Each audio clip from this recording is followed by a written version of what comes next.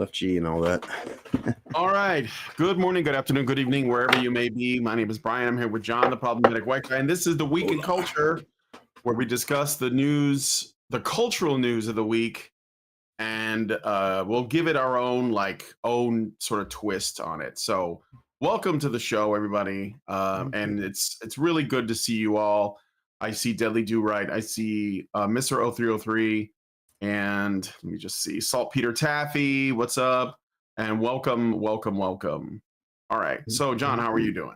Oh, I am awesome as always. As you can see, I finally got all my upgrades taken care of for streaming for the time being. Of course, my next upgrade is going to be something that we're talking about today. But yeah, I really can't complain. It's I got a good amount of sleep last night. I got thumbnails taken care of. I've got I think one more to work on after this. For a VOD for Jester, but other than that, all things are firing on all cylinders. Actually, it's been a really good week. So that's fantastic. Good to hear it. And for those of you guys who are watching, Master Goa, hello, says good morning, playing Where Winds Meet while listening to you guys. That's funny. I'm gonna probably talk a little bit about that because I saw that it was free to play, and I figured maybe I would demo it, play around with it a little bit this week since it's free. Yeah, I might even check it out. I have been playing Marvel Rivals, and since it came out, I never spent a cent on it, and I have a lot unlocked and stuff. So nice. And it's sort of without getting too much into the stories right away, there is a question that I think needs to be asked about how the video game industry from the sort of supply end of things is going to change. And a lot of different models, and I've talked about it on the show before, do we go where it's a one-time purchase and you own it, and that's it, which was the way it's always been done historically. I don't think that's a thing anymore. I don't think it's commonly a thing. What I mean by that is that often a game is released and it gets ongoing support. Like Repo, for example, is $10, and over time they just added maps and monster. They just did a monster update recently, but it's a one-time purchase, but they add to it, and usually they don't charge anything. They just keep supporting the game. Helldivers 2 is sort of like that, but they also have a monetization. Then there are games that have microtransactions. Then there are games that have DLC. Then there are games that have expansions. Then there are games that are free, but then there's free to play, but you pay for extra content. Some of it is pay to win. Some of it is loot boxes. There's just so many different ways to monetize. And I think what's happening is, and I guess I'm being charitable, but I don't like the greed argument. I just saw a debate between, I can't remember his name, but it's on the tip of my tongue. I actually got it right here. Yorch Torch Game, right, and he's a vocal say sort of pro Gamergate guy on X, and he got into a debate with this guy named K-Med, who basically took a list of people that Yorch Torch Games was suggesting that you follow, like Stuttering Craig, Smash JT, Vara Dark, Asmongold, Grums, Endymion, Razor Fist, Savvy, Master of the TDS, and Cabrutus, and so on. And he basically shared it and said, well, here are people that you should block if you just want to talk about fun games and you're not a racist. And yeah, I might have got caught up in that a little bit. Yeah. I jokingly said, I'm sad that I didn't make the list, but because Hypnotic is on there, that's only one Puerto Rican. You guys need to get more Puerto Ricans in there. But anyway, so I listened to the debate, and I was just frustrated because it descended into this thing about corporate greed. And I was like, guys, you just don't understand. Corporations, you just hear the word and you get this emotional reaction, oh my God, you just think of Lex Luthor, right? Stop doing that. That's fucking low IQ, simplistic bullshit, all right? When you are looking at a situation where there are games being made that are attacking the gamers, like they were talking about Ubisoft and Assassin's Creed Shadows. If you want to make profit, that's not bad. So that's not even the issue, because those companies are actually attacking the people who give them money.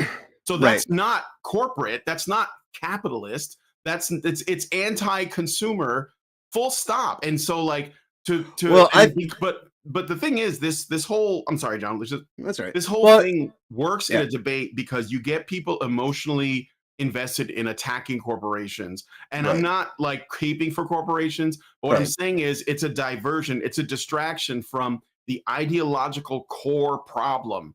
So corporations can do whatever they want. If they put bullshit in their game, then just don't buy it. I'm not saying you right, have to, but right, like the idea that you get caught up in this, and the thing is too is that if you, this is a thing you should warn against, okay? If you get caught up in an argument about, or you end up agreeing with some guy who's, just a midwit that's saying corporations bad, you are actually contributing to the dialectic that ultimately attacks property rights, because people don't know the difference between corporations and capitalism, or like what they right, call capitalism. right. Um, That's what I was gonna say a moment ago. Yes, but they 'Cause they don't, but they treat them as interchangeable terms, and they're right, not. So like it really annoys me that people are still not seeing that those things are very different. And also, corporations can only exist because of government, but the people who typically criticize corporations don't have a problem with government. They think that the government should actually be involved in, like policing corporations, but the government right. created them. So this is just like I Well, said, it's just midwittery in my opinion. right. Well, it certainly does kind of minimize it to just go and say a blanket statement. Corporations are bad, like because there's a difference between profiting and profiteering, and there's giant differences between capitalism and corporatist driven globalism. But that's one of those things that if you have principles and values, the way that you approach it, you should actually be able to be more discerning about these things. Because a lot of Right. times, and that's the reason why I enjoy doing the show with you, is because most of these things have quite a few factors that are at play more often than not, that are ultimately leading, why shit goes weird and strange. And it's like trying to just go and pull one noodle out of a plate of spaghetti and say this is the reason right here. It's like, no, it's the entire plate of spaghetti. Like all those noodles are intercoiled and doing things, and like there's a whole dynamic there. Can certain things have more factors in certain areas? Sure. I'm very often to say that marketing, accounting, and legal are the biggest reasons for malpractice in most forms of business and industry. Uh, but um, but yeah, to the first part though of what you were talking about in terms of games as well, I think that we are seeing a shift, especially for larger entities. But even the smaller entities, the AAA titles, things like that, will do long-standing support. But depending on what the game is, you could, in theory, still today put out something and not necessarily have to continue to, offer a whole bunch of additional support. But if there's an audience for it, why not be able to, do those sorts of things? I know that Anata, as I've mentioned before, will be coming Mhm. out more than likely probably before GTA 6 now, which is even better. But that's going to have a free to play model, but there will be, uh, Yeah, because it's like a but gotcha game, like, right, but there will be monetization aspects to it. And I think if you at least know that going in, you know, uh, exactly. Like, if you yeah, know that going in, and the thing is, like, again, I think that there's still a debate going on in the industry itself to figure out what's the best model. And I think right. once they land somewhere where, the companies are making a profit, but the gamers are not getting screwed, then that will probably be like the way going forward. And right Oh now, I yeah, think it's like a transitional period, and it's yeah, been, like this for about like maybe the better part of half a decade, r- like 7 years or so. Uh, right. and and I think it's just going to be like a bunch of different models. Like you're Oh gonna yeah, have, GTA yeah, 6, GTA 6. I know. Well, GTA 5 right now this weekend. Even if you don't have a PSN account, you can go play as long as you have GTA Plus. You can have access hmm to the game server. So if they were to do something like that going forward and just completely remove PlayStation Network from the equation, yeah, you're still paying somebody. But I would almost in some ways, uh, rather than having to having a PSN account, if I had any interest in playing Grand Theft Auto online at this point in time, uh, you know, it almost seems in some ways not necessarily a better value because of course with PSN access you can get access to everything else, but ultimately when I was using my PS5, that was even the only thing that I was still really logging into. So that's going to be baked into GTA 6 more than likely. Their website has a whole advert for the GTA Plus membership, and even though I'm not like a big advocate for that thing, it is another one of the aspects of the models that you're talking about that are going to be the approach where you're going to buy something and it's all a matter of whether the support long term is something that is monetized, and if it is monetized, how they go about doing. Is it piecemeal? Is it subscription? All these sorts of things. But yeah, the thing that came out with that KMed stuff and all that, it got very interesting. I got into a back and forth with because Kata he reposted the link at one point in time, and some ankle biter chick went after him. She was calling herself a virtual photographer and saying how none of us play games and all this kind of stuff. And so I got into a back and forth with her, kind of made her look foolish a few times. Ultimately, she because she's when I told her, because she said, "I wish y'all wouldn't do this, and this is why people hate you." And I said, "Well, wishing one hand, shit in the other, and cope and seethe along the way." Um, Yeah. Effectively the first time, and then she decided to say that I wasn't. I didn't have any game experience. I don't play games. I was like, oh, because I at that point I called her Screenshot Sally because she was, she has herself listed as a virtual photographer, and so as part of the day went by, I finally saw that she had posted something about me not playing games and why I don't post the links to X, and I was just saying, hey, maybe, just maybe, I don't I don't need to be like reassured with every little thing that I do, and I actually get paid to do production art. And Mhm. aside from that, I was a paid QA tester in the game industry, and and I mentioned the whole thing about uh the belt buckle design, the belt buckle award in Red Dead Online. Like, I have connections to the industry, but I don't need to sit here and go on and on about it. And so when I posted that, she ended up just saying, "Oh, well, I just do this for fun." It's like, right, right. So you're pretentious and cringe, call yourself a virtual artist, sit here and go after everybody because we express our opinions online.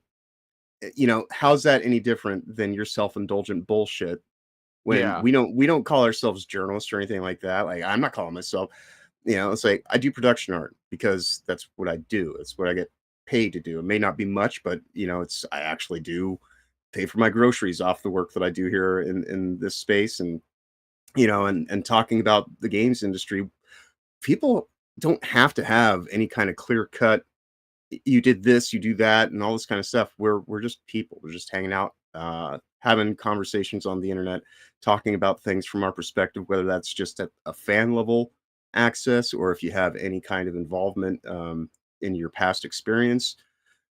All that stuff comes together, and the KMed stuff even got even stranger because a day following the first stuff that you're talking about, a few days after maybe, devolved to KMed calling Kata our token black guy, and it's like there's plenty of people around this space that I interact with Well, but they only that they are only see the people right, that are like the most clout. So right, that's the way the left operates, though. It's always like, right, who's got the most clout? That's who I'm going to measure everybody else based on. right.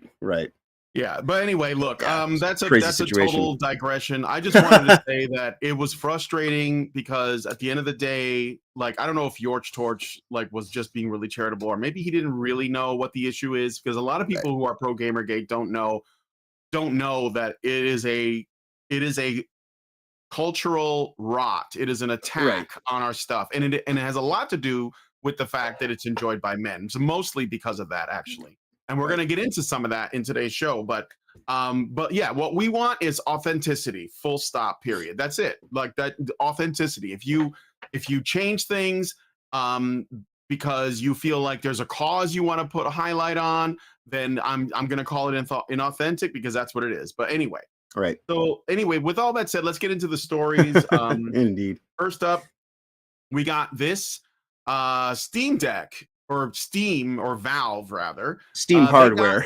They got new, exactly. They got new Steam hardware. So Valve has expanded its Steam hardware lineup with 3 exciting new devices announced on November 12th, 2025, all slated for release in early 2026. Building on the success of the Steam Deck, the lineup includes the Steam Machine, which is a compact living room console resembling a goth Gamecube with a semi-custom 6-core AMD Zen 4 CPU up to 4.8 gigahertz and RDNA 3 GPU with 28 compute units, 16 gigabytes of DDR5 RAM, 8 gigabytes of DDR6 VRAM, and storage options of 512 gigabytes or 2 terabytes SSDs. These are SSDs. Mm-hmm. It runs Steam OS for seamless PC gaming on TVs, supports Proton for Windows compatibility, and connects via USB/Bluetooth for peripherals like controllers. The Steam controller, which is the second device, so speaking of controllers, right, designed as its ideal companion, also available standalone or bundled, so you can get it for your PC if you want, features ergonomic grips with grip sense for gyro aiming, magnetic thumbsticks, trackpads, haptic motors, and up to 35 plus hours of battery life. It is compatible with PCs, laptops, and the Steam Machine. And then lastly, there is, rounding out the trio, is the Steam Frame, which is a lightweight standalone VR headset powered by SteamOS, succeeding the 2019 Valve Index with pass-through cameras, adjustable knobs, and integrated controllers for immersive experiences. No exact pricing has been revealed yet due to market fluctuations, but Valve emphasized affordability akin to a competitive PC build rather than subsidized consoles. These devices aim to make Steam libraries more accessible across living rooms, desktops, and VR, with wishlisting now open on Steam, marking a full circle revival of Valve's earlier hardware experiments from 2015. So,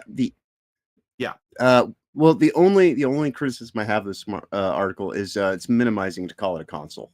This is a PC with console it is a PC, features. right? It's a full, Linux, it's right. It runs, can run runs Linux, or runs Linux. This is a mid-range PC, probably in terms of power capabilities, somewhere in between a PS4 and a PS5. So it's not the most high-end system, but generally speaking, you know, say it was like a powerful 16 decks though, or right. Right, but the point I'm getting at is, for some people, because I've seen some people going on about, oh, this is just weak crap and it's not going to do anything. Actually, I'll be quite honest. I don't need bleeding edge, technology. I don't need super hyper realistic. If it does enough, and it would be a better situation for a PC for me at this point in time, for the long term, because I've got this new one here. But it's not without issue. So in the long term, I do look at this as the next PC system that I will be getting. I've even said, if I have to sell my PS5 to afford getting this, I'm very much willing to do that at this point, because this can do all those things that my Steam Deck can do, but actually even more so. And it's got the SSD slot for expansion, which is nice because it's not proprietary. So, that's very straightforward. And it also does have an NVMe SSD in there as well. So you can also expand that part as well. So it's got expandability in certain areas. It is being kind of kept at a more generation ago kind of life cycle in terms of some of the computing tech in there, but that's going to actually help keep the cost reasonable. And for a lot of people that are just going to be using this more for its console-esque features of putting it in the living room, things like that, that's not a problem. It's still going to run things in 4K. You will be able to run frame generation stuff in there if you really want to have those higher levels of frames per second and all that kind of stuff. There is a lot going on with this, and I couldn't be more pleased, because having used a Steam Deck now for going on 3 years. Uh, you know, the amount of input and everything like that that's coming in the new controller, the way that it works with has magnets for the control sticks, taking the way the one small complaint that I have is that the control sticks on my Steam Deck, they could, in theory, start to get stick drift. Of course, it's not like the easiest thing to change them out. Uh, uh, or at least it used to be a little bit more difficult because you had to like solder two wires Yeah. because the actual thumbsticks themselves also have capacitive touch sensors built into them. So whenever you get a Steam Deck or this new Steam controller, if you want to get thumb grips for it, you want to get ones that are made out of silicone, so the capacitive uh, aspect still works, rather than using rubber ones, because then I think that the capacitivity doesn't pass through. So there is so much that you'll be able to do with these controllers when they come out, whether you want to get the Steam machine or not. Those are going to be a game changer. Each puck that comes with the controller, the magnetic recharge cable, Yeah. runs on a proprietary connection for Wi-Fi 6. And so you can have up to 4 pucks connected to the Steam machine itself so that you can have up to 16 people play locally off of one machine.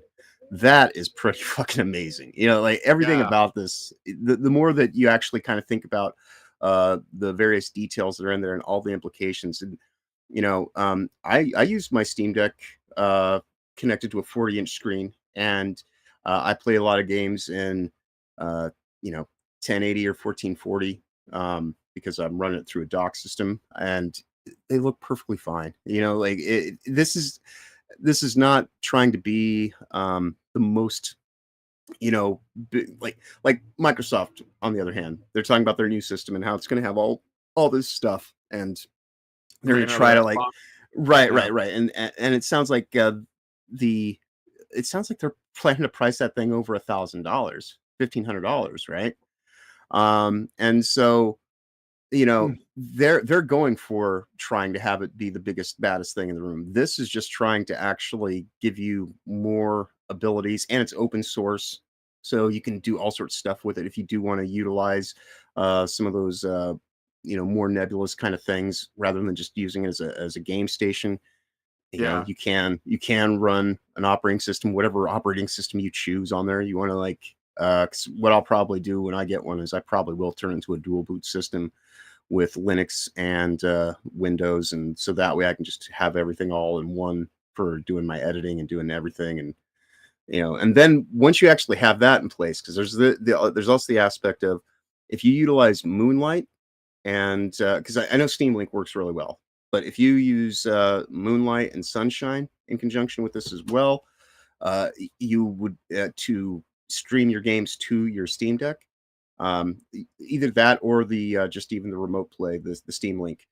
You'll be able to get Yeah. increased battery times, and you'll be able to just basically, have the Steam machine as your at-home server, and then it would operate effectively like a PS Portal, and you wouldn't and even if you want to have games installed on your Steam Deck as well, you could also play games running at higher frame rates and everything like that, and then just use your Steam Deck as a passive screen. So this is in terms of, even though Steam Deck 2 is not being announced along with all this stuff, and it's probably a few years off, the Steam machine in and of itself, if you have a Steam Deck, will actually give that another kind of little technical boost to get through the next Yeah. few years between this and the next Steam Deck with Steam Deck 2. So this is one of the coolest things that's happened this week in quite some time. And these people who say, "Oh, I wish you would just talk about things that you like," we are. This Well, is I've been waiting to talk do about all people this say kind of that? stuff. Because I try to like say something nice all the time. So Yeah. this is what I would Not say necessarily about about our this. show, but in general, that Yeah. was that was the K-Med complaint, is that, Apparently, Steam has, and I think this is, I do remember this. Steam has mhm, attempted to like step into the arena of console gaming before, right. but I think things are different now, and I think one of the main reasons is because COVID changed everything. Like Right. when COVID was going on, more people were essentially building PCs than have historically. The Right. consoles, Xbox and PlayStation, in particular, maybe not Mhm. so much Nintendo, have been disappointing. Like there isn't like a lot of great exclusives, and now there's basically no exclusives at all since Helldivers 2 came to Xbox and Halo came, or not, Gears of War and Halo Yep. are, have come to PlayStation. So with that in mind, Steam has, or Valve has, a better chance to stand out because Steam has access to games and nobody has access to. And I Right. mean, not just like the big AAA ones, which again is another thing that people are not really as interested in anymore, but the smaller ones, Right. the ones that end up getting tested on Steam, the independent ones. I mean, that was one of the strengths of that platform. So I think that who this is for are the console gamers that are disaffected with PlayStation and Xbox. Right. Right. And I'm not including Nintendo because Nintendo is like a separate. It's like its Nintendo's own its own thing. thing. Yeah. Yeah, because it's like it's always been sort of like alone. Right. Not really in any danger. Like Crash Bandicoot and The only Conquer are not going to be like competing with right. with Mario. The So the it's like only a different I guess like landscape. Yeah, the only people that So really affect Nintendo's success or failure with hardware is Nintendo themselves, based on yeah. how obtuse they get with some of their silliness or whatnot. But yeah, I think that for Sony and Microsoft, this is a much bigger kick in the dick than anybody at Nintendo's worrying about with this. Yeah, well, But like I said, Nintendo's. I mean, they got like the yeah, Switch 2 coming, but I think it's still like, well, we'll see. I don't know. Well, I think yeah, that Steam has, or Valve. I keep saying Steam. I meant to say Valve. that's all right. Valve has a much better chance of competing this time around, Oh, especially because clearly, depending on the price point and because they're jumping into the VR thing. Like right off the bat. I mean, like I'm not completely sold on VR. Like I have a headset, like I have this it's like right, a Quest or something, but I have this guy right here. But right. I don't ever use it. I tried to mod, like some games like Half-Life and Resident Evil Village. Hmm. And I just like, yeah, I don't know. It's just it seems to be more trouble than it's worth right now. Right. But it is something that people are taking more interest in. I still think it's a gimmick overall, but whatever. It's I can Yeah. see that this is going to be, and look, the more people that are competing in this arena, this space, the better we're always going to be the winners because only Right. they're going to like try to outdo each other with quality of their content and More like competition is for always a that. good thing. Yeah. Yeah, exactly, And exactly. to the point you're saying about how things are different now, yeah. Steam's been in existence since around 2005, maybe a little bit older than that, as a platform. And I think they were doing the original Steam machines around 2010, about 15 years ago, is when they kind of put those out for the first time. So in the last 15 years, Steam has only grown in popularity in terms of an active The user landscape base. was very different back Right, then. Like right, Nintendo, not well, Nintendo, Xbox, and PlayStation were all like, like they were like the top of their right. game. That was So, like the golden age for them when yeah. but in the course of the last 15 years, people have been building up their Steam libraries. So when this comes out, you already have a library, right? And it's just going to be able to be more available for contemporary games that are coming out. But you can, it's a Valve system, so Yeah. you can put emulators on there. You can run Oh, Epic's Game it's gonna Store. have You can, everything yeah, available that you were able to get on a PC. yeah, So like yeah, there's and, literally like how we used to worry about backwards compatibility? Like right, that's right. not even a thing, That's not right? even a thing here No. because yeah, quite clearly you could this device with a few appropriate kind of external hard drives and whatnot or anything like that added into it, you could in theory almost make an entire gaming museum library and play it all Mhm. from this one device. Because Absolutely. Valve is even opening up Steam to Android games now, so the Android Mhm. platform is going to be covered as well. So that in of itself, this is going to provide for where you put your money going into the future of let's just say console gaming for the sake of the matter, this to me is a far better investment than what would be coming with the PlayStation 5 or the next Xbox, whatever they'll call it, because they never stick with any kind of legitimate naming convention. But yeah, this all three of these pieces of hardware they got coming out, even the headset operates as a PC actually as well. It's also running Steam OS and effectively a Steam Deck for your head, and very adjustable. And it seems, and I'm not really big into the idea of having headsets, but when I was looking at this whole offering, I was like, wow, if I actually had discretionary income over the course of the next few years of appropriating all three of these, yeah, that's Yeah. definitely something that I will be looking to do. I will more than likely get the console or the PC and the controller. I'll try to do that together in a bundle package. Um, Mm-hmm. but uh, but I'm definitely getting both of them together or separate. However, I have to manage to do it economically is the only thing that's gonna be the thing Yeah, that right. that gets in Well, the way of that. But I'm not like, because I think I'm not like the audience. Like I have a new PC and it runs right. everything fine. But I know people who, like they want another console but they Hmm. don't like what's available. So I'm like, well, you should wait until this comes out, see how much it costs, Right. because it's gonna have, and if they dominate, they're probably gonna get all the exclusives anyway, because you Right. can get a lot of the Xbox stuff on the Steam Oh yeah. machine and PlayStation And stuff so yeah, too. and Sony games Yeah. especially. Yeah, you can play Ghost of Tsushima on there right now, Yes, you uh, can. which would certainly be a better alternative than what you get on Coyote. right. Yeah. but All yeah, right. this thing Go is ahead. is going to be a complete game changer. It's been Yeah. Yeah, it's pretty easily exciting. the We'll highlight see of the we'll week. see how it goes. We'll follow up when we learn more, Indeed. like the pricing and when it comes out, and figure out if that's reasonable, things like Yep. that. I might, like, maybe I'll get a controller, Oh, yeah, the I might get a controllers. controller because I still We have my old PS4 controller, and I right, mean, it's reliable. Like I haven't had any issues with it. It's like got some dust on it. right. But I mean, this is like my favorite controller. Like ever since Sony's always made the best controllers. The We Xbox one is a fucking monster. Like I just don't care for it. But oh yeah. Well, the they're most Dreamcast one, I still have my Dreamcast controller. Holy shit, it's a spaceship. yeah. But I like the console. I Anyway, will say, for for Sony, they just put out a new update for the PS5 controller, and now you can actually run it on Bluetooth yeah.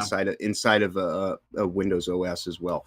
I've always been able to do it with my Steam Deck, which has always been nice. But just this week, I found out that I no longer have to have the controller tethered to play games inside of Windows, which is nice. But we did a controller ranking over on Will of the Fans channel a couple weeks back, Yeah. and yeah, and when I saw this, I said to Will, I was like, if we did that ranking today with this, just prospectively being a controller, Steam controller.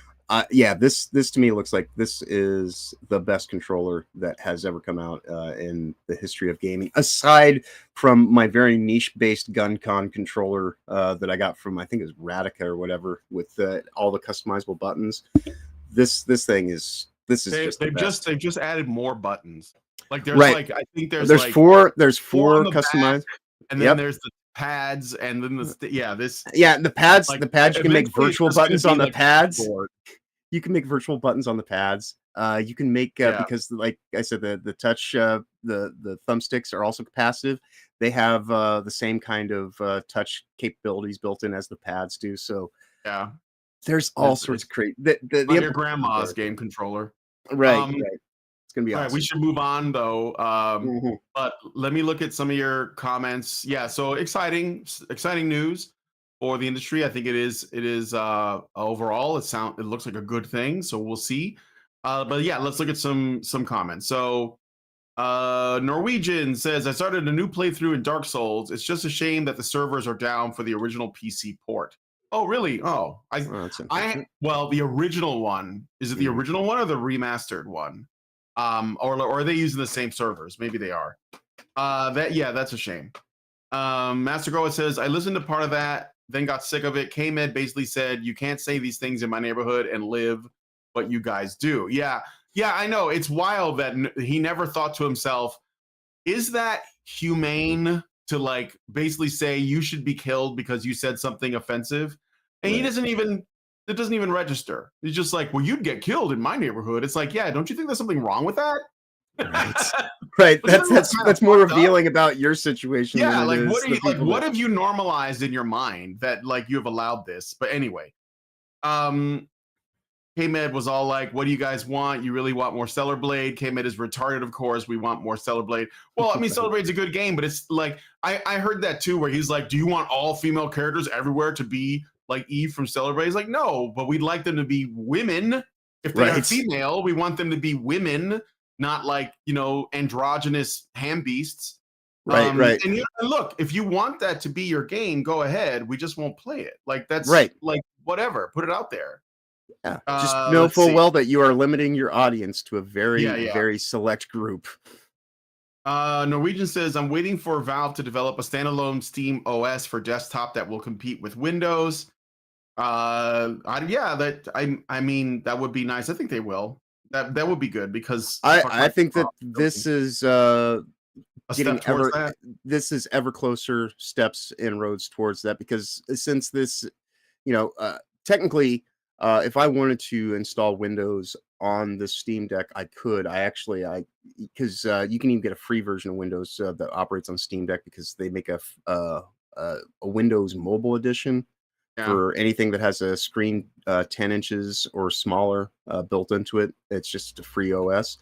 But you know, obviously on the Steam Deck, there's probably a few more kind of technical limitations.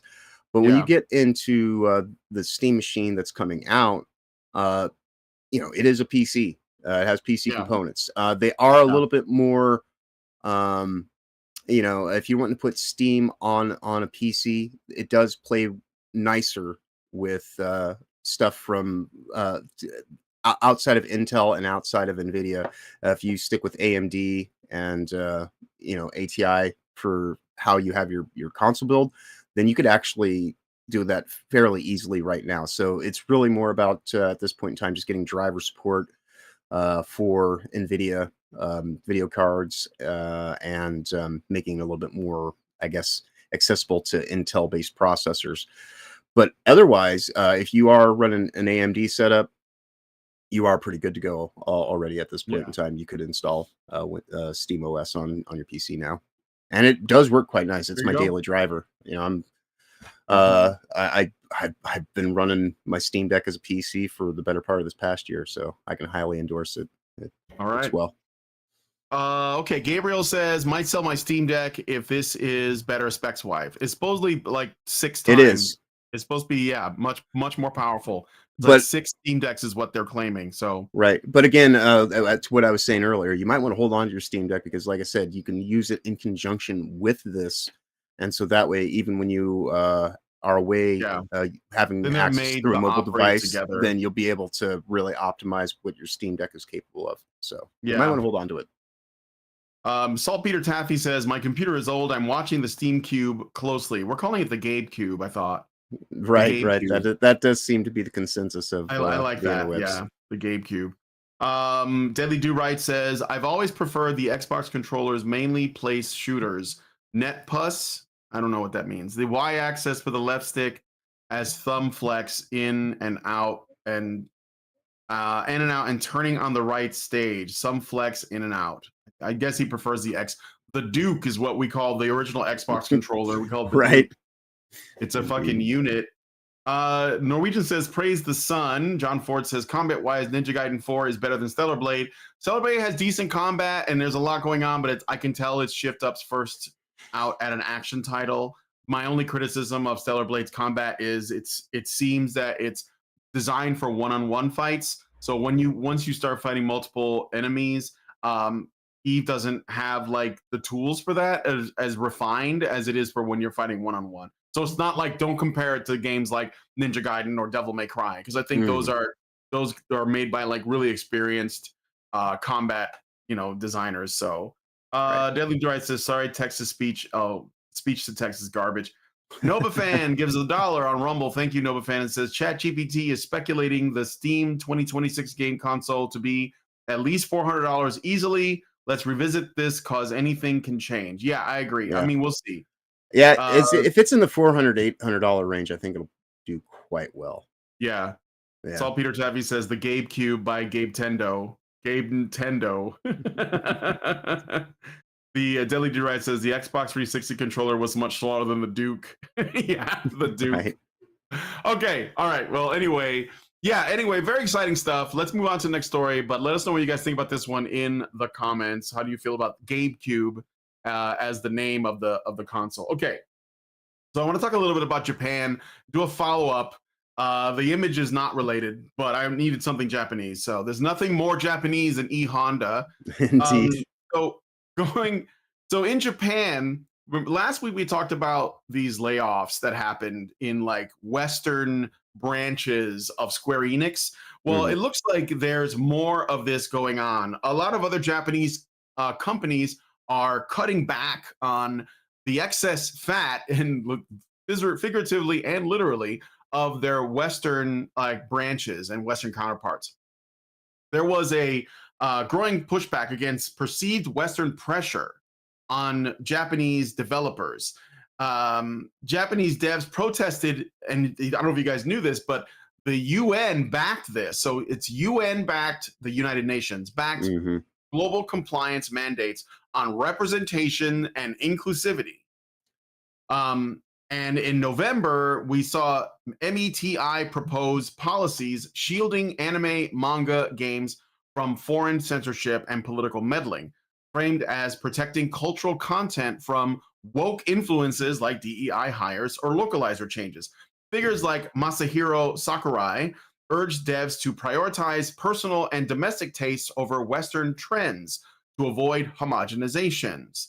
So very true. There seems to be, and it's not just Japan, it's like Far East companies too, companies in South Korea, companies in China, and even the smaller countries like Indonesia. I believe there was a game that I demoed a while back called Acts of Blood, which was like an Indonesian action beat 'em up in the vein of like The Raid, which if you've never seen it, it's a great movie. Because like the Indonesian like entertainment industry is kind of like at a flourishing into like going into its like stepping into the arena as it were, and they are getting like essentially woke HR department style DEI Western white women going in there and trying to tell them like what to do, how to run things, right? Yeah, and how to run things, and they're meddling, and it looks like Japan is. And China, but I don't think China was ever really on board. Right. And South Korea are all like backing off. South Korea, by the way, so sensitive to feminism.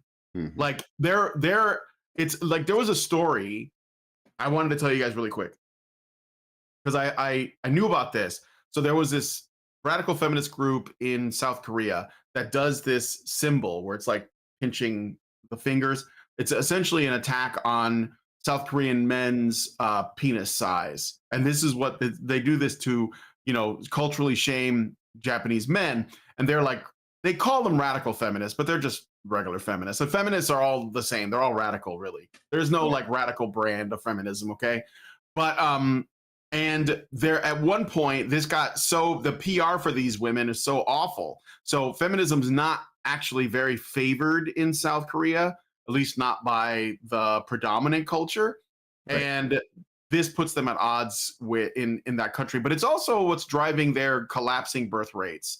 And not to get too caught up in like the politics of a foreign country, but like it's important because there was one point where Shift Up, the developers of Stellar Blade, they put out some promotional artwork for their other popular title, Nike, Goddess of Victory. And in it, there was an image of a girl. It was just like one of the girls, one of the waifus from the game, but her hand looked a little bit like it was doing that gesture. It was purely an accident, but the pushback was severe. Like gamers were really pissed off about it, and they came after them, and they went after the artists and everything. And it sounds like something that would happen here on the left, right. Like the other side would do that. Right. But the response from Shift Up was interesting because what they did was they corrected the image, they apologized for the confusion, and they just gave the gamers what they wanted. And this, of course, pissed off the feminists a lot. Mhm. You might also remember in South Korea, there's a movement called 4B. Mhm. And when Trump won the election, a whole bunch of women in America started shaving their heads and saying they're joining the 4B movement. Right. This The is blue like pearls, what the hell ever. yeah, they were. Yeah, yeah. And but this is like the way this stuff that is connected. Like the stuff that happens in our politics or our political sphere is like affected by and affects our social and cultural spaces as well, which is Mhm. why I do this show because I'm looking at, how we react to things. It sort of like sets the trend, right? Right. So South Korea did the right thing. And I think that South Korea, Japan, and China, by avoiding all of this shit, this homogenization that's backed Right. by the United Nations, that's absolutely the right thing to do. And I think we should be doing it Right. too. And This yeah, so yeah, go ahead. Well, I was gonna say this is actually that aspect of corporatism, that's ruining things that we're talking about is and Yeah. this is not based on, the profitability side of it. This is something else that this is the stakeholder kind of, uh, overreaching, that gets into things where and this is the problems that a lot of, larger game companies face these days, which is why we are kind of, reaching this, new golden age for indie game development again is these over bloated ideological inclusivity initiatives and systems that they want to put in place don't actually mesh well with the ability for people to actually develop. I say it all the time. We want stories, not narrative design. And the UNWF for years, as I've gone into on things that I've reported on here online. This has been going on for decades of buildup and trying to infiltrate the games industry like they did other forms of media. And, we are now reaching that point where we see, uh, you know, the card issuing companies, things like that, payment processors trying to bypass regional governance and trying to put these measures out there where it's like, well, you need to be beholden to this, and this, and the UN is tightly, ingrained into that whole situation as well. So, to actually see countries going and standing against that and saying that we're not going to go with it, um, that's to everyone's benefit because the more that Mhm. we homogenize industry and forms of entertainment, things like that, the less reason you actually have to look forward to anything. Because if everything has to play for like these wide audiences and has to be everything for everyone, why would you ever need anything more than one game? Because all you're doing at that point in time is just changing the skins, you know. So to be able to actually have cultural identity influence into the stories that are being told and the way they're told, and the kind of art styles that evolve from that, and the sensibilities there are on display there. For it's hilarious for these people who are all like coexist and we love diversity. They sure do seem to be trying to turn everybody into the exact same kind of mindset with the exact same kind of value Yeah. systems and everything like that. And so it's like in their Identity is like initiatives, yeah. flat, basically. Yeah. Right, and their initiatives to promote diversity, they end up, just destroying any aspect of individuality that, anyone can actually ascribe to, and it's all just surface levels bullshit, but, deep down, everybody has to be effectively just an automaton, so I'm in full support of, what Japan's doing here with this. Yeah. Well, yes, yes. And they said, like we're the problem with this is, like there's Japanese developers make games that they don't look Japanese.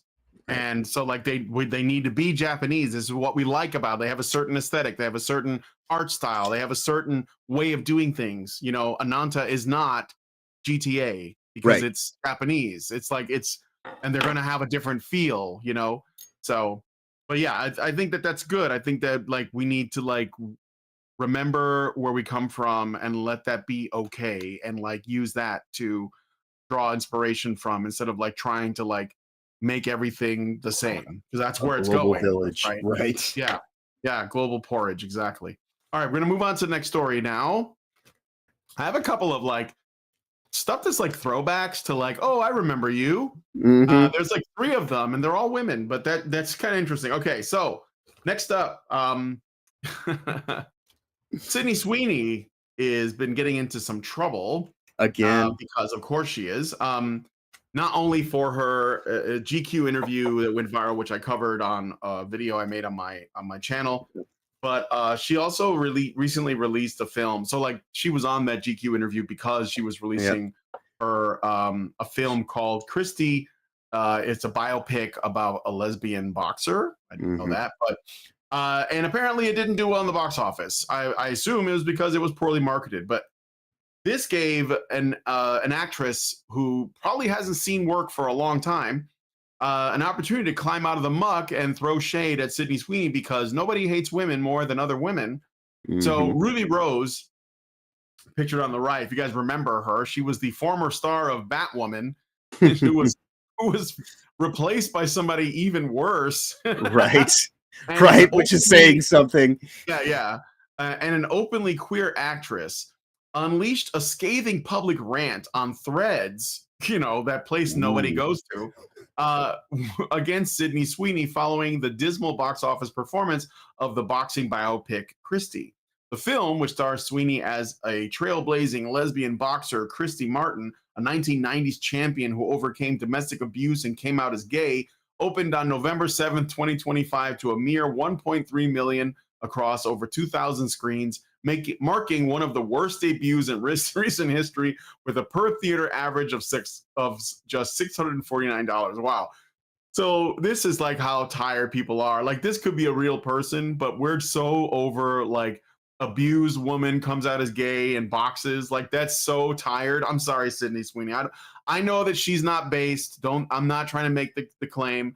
I think that, she's just a normal person that probably thought it was stunning and brave to make a movie about a lesbian boxer that survived domestic violence, which is weird that you want to be a lesbian, because there's like a lot more domestic violence going on there. But okay, maybe she was the violent one. I don't know. Maybe that's why she went into boxing.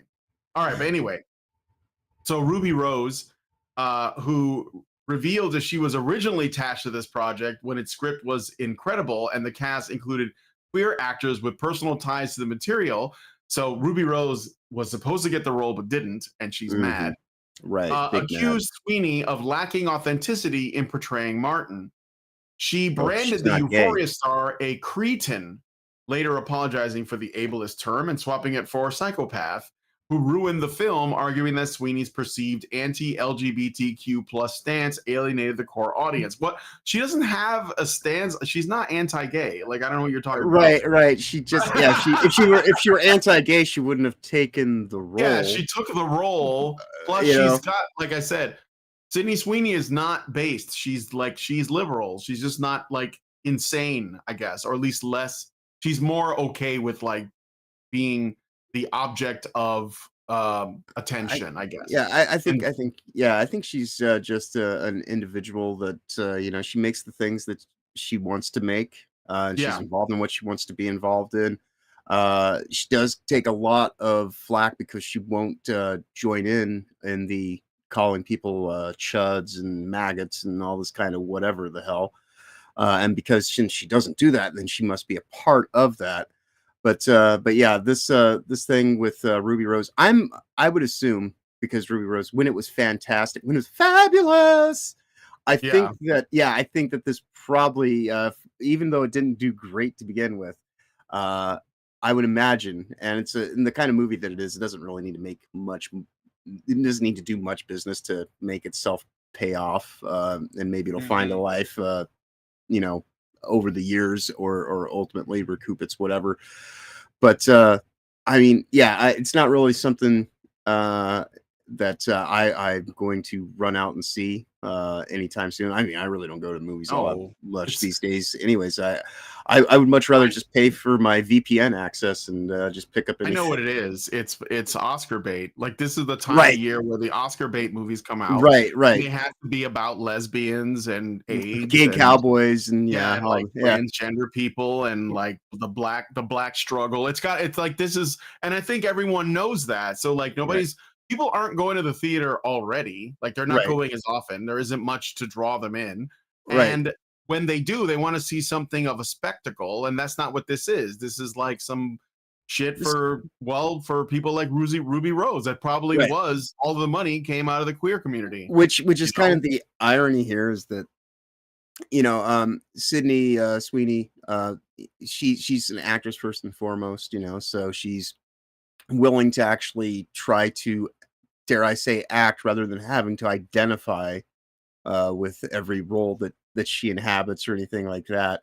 And yeah, this is an Oscar bait kind of thing, but it's she, as inflammatory as she tends to be towards those people, even though this is something that she's gotten herself involved in, they're not even going to give her any praise, no matter what.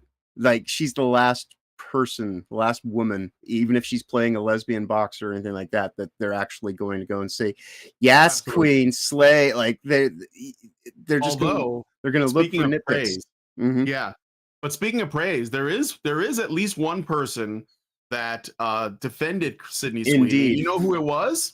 Christy Martin. The real life subject of the film, Christy Martin herself, staunchly defended Sweeney, calling her a friend and ally at the film's Toronto premiere and during promo events, emphasizing the actress's commitment to raising domestic violence awareness through the story. Right, So she was literally making a movie that was like, at least part of it was about raising awareness of domestic violence. And the person she was portraying, who is alive, which is weird. hmm I don't know. Biopics about people who aren't dead are just kind of weird to me, but okay. um yeah, she was the one who defended her. So this was all just, again, it's just the venom controversy from of women to sorts. other women. Right. And just I thought it was funny that her biggest fan was the woman that the movie was about. Right. Well, it's like we always say around here, it's like you can never do enough to please these people, you know. No. So oh, well, you won't denounce Trump. You won't denounce people in the MAGA community. You won't do all this kind of stuff. So you obviously are a bigoted, racist, eugenicist, Sydney Sweeney with your good genes, dog whistling over there. Then even if she's like, all right, well, fine, I'll play this role and I'll actually do it. And the person that I'm playing the role of will go and even endorse it and co-sign it as saying that I did a good job. They're still never going to care. They're never like Sydney Sweeney. She could come out, and trooned up at a fucking gay parade in the middle of June, and these people still wouldn't, like so.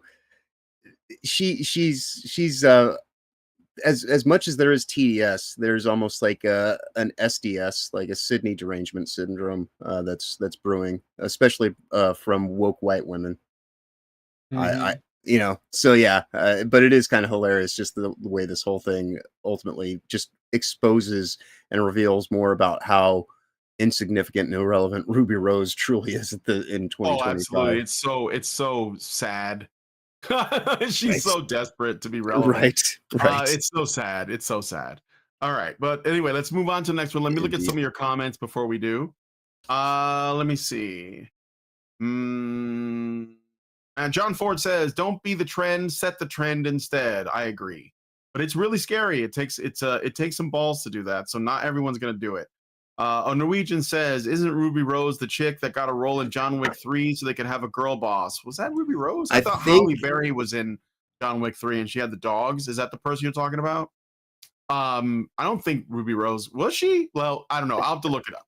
I'll look it there. up. Yeah. Gabriel says Ruby Rose looks like trans Justin Bieber. Yeah, she's always looked. That's the thing. Like these, like lesbians, they want to look like men, and they just end up Mhm. looking like adolescent boys. Um, Mr. 0303 says, I can believe a lesbian boxer is pretty good. She has experience. Right?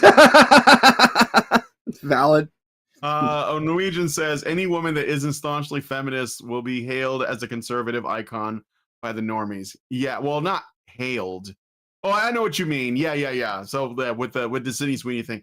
Yeah, I know. They'll be like, oh my God, she's based. Look, she mogged the shit out of that interviewer and she didn't take the bait. And I appreciate that. But Right. that, like, whatever, like that's easy to do. But I will give it credit. I give credit where credit is due. So all She right, was let in us know. John Wick 2. She was in John Wick 2.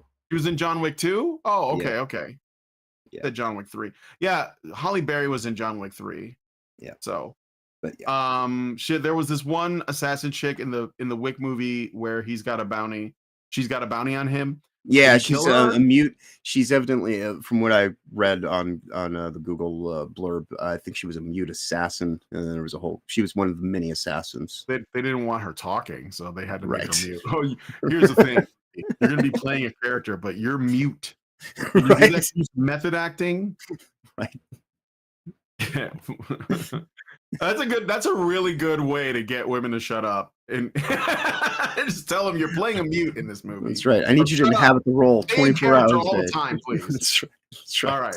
Anyway, so moving on to the next thing. Okay, another face we hadn't seen in a while.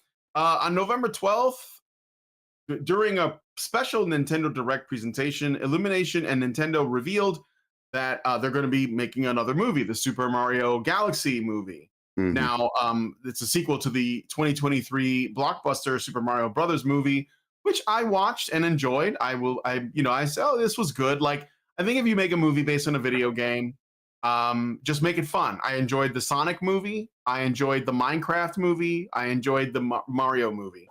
It's not that deep. Just do it up. Yes, I enjoyed the Minecraft movie. It wasn't. I wouldn't call it. It's not going to win any awards. It's not cinema. but yeah, it's not cinema. But it's fun, and I can, like, if you're a child that's into Minecraft, you'd probably love it. Right. Even Lindsay, who my wife, who plays Minecraft, she was getting all the references, and I'm like asking her questions, like, what are those? And she's telling me, and so like she understood like the references, right? So it does make it a little bit more pleasing, and I think that the Mario Brothers movie was sort of like that as well. But anyway. So they're making a sequel because the first one made money.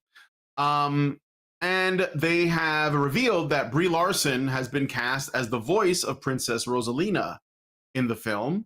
The Oscar-winning actress, a longtime Nintendo enthusiast known for her role as Captain Marvel, will portray the enigmatic cosmic protector and guardian of the stars, a fan-favorite character first introduced in the 2007 video game Super Mario Galaxy, which I never played. But I know of the character Princess Rosalina. This casting joins other new addition, Benny Safdie as Bowser Jr., the mischievous heir to the Koopa throne, while the original ensemble returns, including Chris Pratt as Mario, Anya Taylor-Joy as Peach, Charlie Day as Luigi, Jack Black as Bowser, Keegan-Michael Key as Toad, and Kevin Michael Richardson as Kamek. Kamek is the wizard, right? It's like the Koopa wizard guy.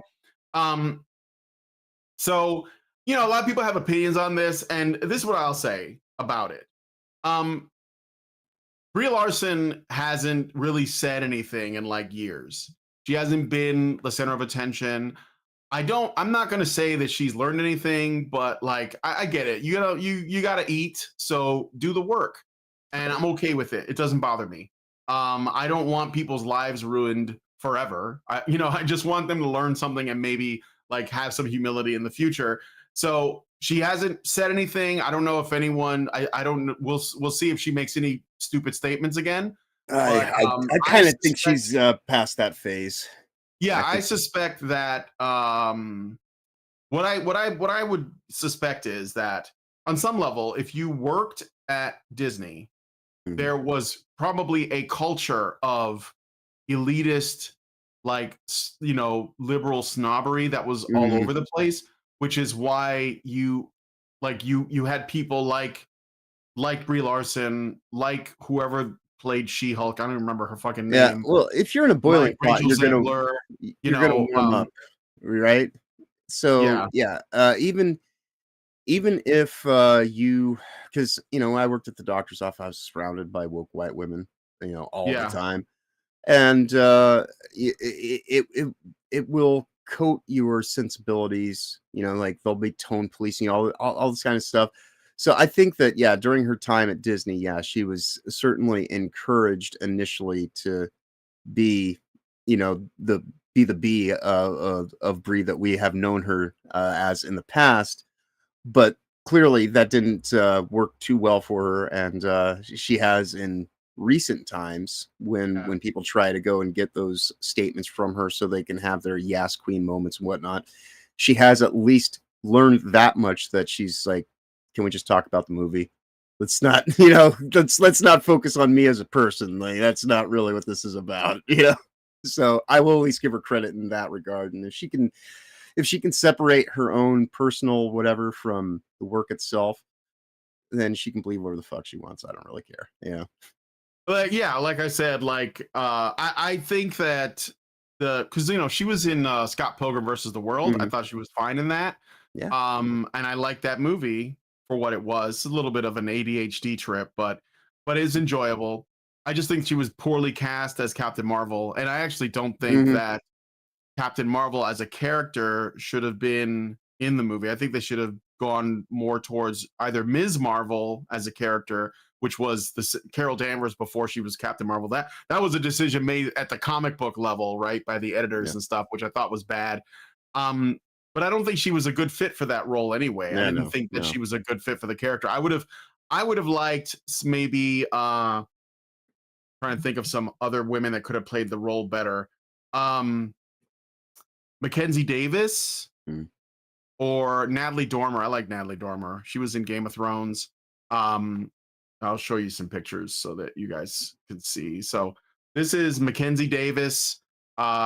She's cute, and Natalie Dormer Mhm. from Game of Thrones. They probably would have been better, and it probably wouldn't have like been insufferable. Right. Those are my thoughts. But I think that like the Captain Marvel is doomed because of the people working at Marvel at the time. Not so much Brie Larson, although, like I said, she's definitely put her foot in her mouth a number of times. But I have to I'm going to allow for some grace and say, you know what, like, do the work, I guess, right? Yeah. So I liked the Super Mario movie. I thought it was all right. So, um, would a male actor who publicly shot on black women still have a job? Well, I'm not making. That's the thing, though, is that I'm not in the business of canceling people. I think it's wrong no matter what. Yeah. So, and we just don't watch her movie, and I didn't. I mean, I didn't watch Captain Marvel. So, um, but anyway, so yeah, I mean, again, to me, like, you got to let people. You got to let people figure it out, and I think people can change. And Mhm. I'm not saying that she has or hasn't, but I'm just saying like she hasn't said anything since what the Marvels completely Yeah. flopped in theaters. Like when Yeah. that movie flopped, she disappeared, and Yeah. maybe it was And like even let me during take a the step back and think about things. I don't know, yeah, and you even know. during those press junkets, she was very much actively saying, "Let's not ask me stupid questions." Like I don't need to deal with that bullshit. I've said Yeah, enough stupid shit already. So, yeah, and much like you were saying, yeah, I thought she was great in Scott Pilgrim. She actually has, at least at the time, she had a really good singing voice because she actually did the vocals yeah. on Again, I'm just show. giving Yeah, credit where it's due. yeah, Like she did fine in that movie. Like I don't yeah, have any personal attachments to any actors, right, so they're just there to do a job, and if they do it well, I'll right, give them credit. right, So, like I think that Alex Ross is a fantastic artist, but I don't want to hear his political opinions. right. Um, but anyway, yeah. So not just a little thing like I said, if you're not interested in the Mario movie, then that's fine. But it doesn't bother me. I thought that we'll see what happens on the red carpet. If she says something stupid, then we'll come back and cover it. Right. Um, and she might. I mean, this it's a pretty decent chance. Who knows?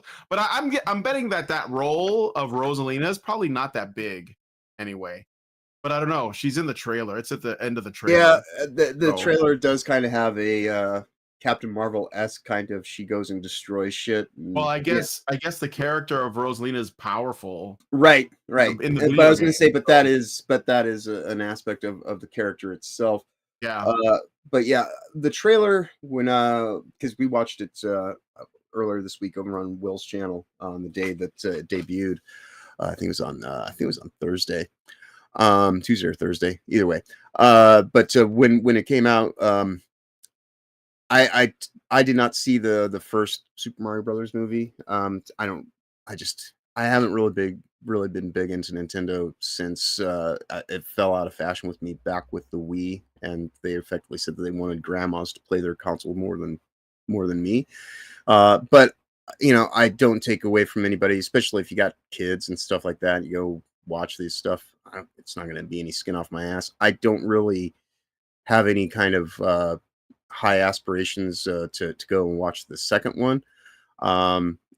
Even if there is stuff in there that might be like, it's I'm not the audience for this, so I'm going to be pretty laxed on trying to lay any kind of specific judgment at it one way or the other. But the trailer did not really have much in the way of action scenes involving any of the male characters, but that could just be to some degree uh, a method to avoid getting a whole bunch of fucking flack and bullshit because Maybe.